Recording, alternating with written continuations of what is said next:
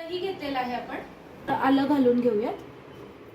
1 चमचा मीठ, थोडीशी साखर.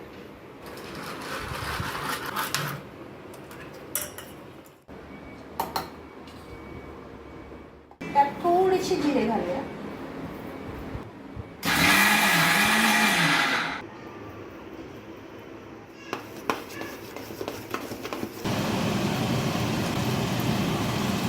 छान आपले गुलाबी रंगावर तळून झाले तर ते आपण काढून घेऊया.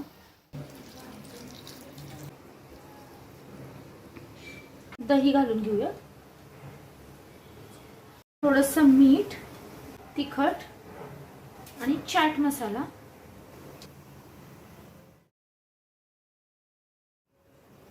शेव, कोथिंबीर.